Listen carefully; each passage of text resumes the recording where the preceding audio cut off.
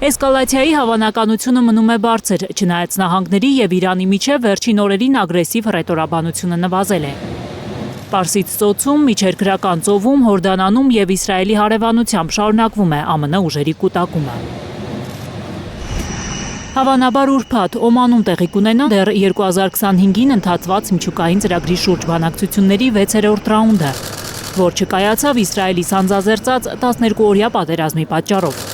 Թրամփի վարչակազմը զիջել է եւ համաձայնել Իրանի խնդրանքին, բանակցություններն անցկացնել Մասկատում, Ստամբուլի փոխարեն։ Իրանի արտգործնախարար Աբբաս Արաղչին ու ԱՄՆ նախագահի հատուկ բանագնաց Սթիվ Ուիթկոֆը կմեկնեն Օման։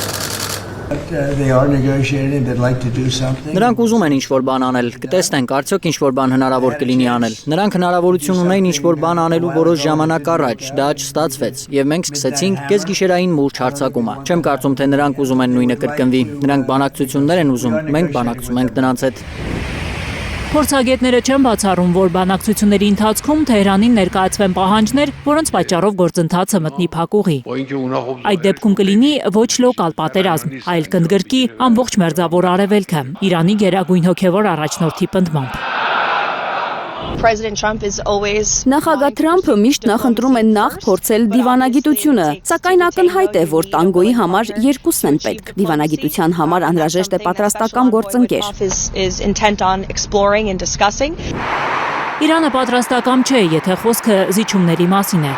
Բանակցությունների ապագան շատ մշուշոտ է։ Թեհրանը շարունակում է պնդել, որ բանակցելու է միայն միջուկային հարցի շուրջ, իր հիմնարար իրավունքների պահպանմամբ։ Թրամփը պահանջում է, որ Իրանը սահմանափակի բալիստիկ հրթիռների արտադրությունը, այլևս ուրան չհարստացնի, հարստացրածն էլ դուրս բերի պետությունից, դադարեցնի աջակցությունը պրոքսի ուժերին։ Վատ բաներ կարող են լինել, եթե համաձայնության չհասնեն, սպառնացել է Թրամփը։ Ինչպես միշտ, իհարկե, նախագահը Իրանի վերաբերյալ տարբեր տարբերակներ ունի սեղանին։ Նրանք այդ դասերը լավ սերտել են նախորդ տարի, գիշերային մուրջ գործողության ժամանակ, այն չափազանց հաջող էր եւ լիովին ոչնչացրել է նրանց միջուկային կարողությունները։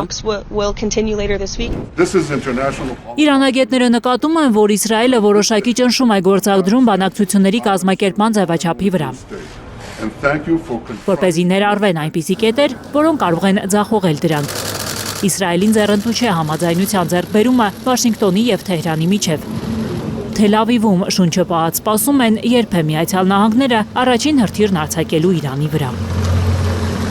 Գայանե Մովսիսյան, Անի Ղանդիլյան, Հայլուր։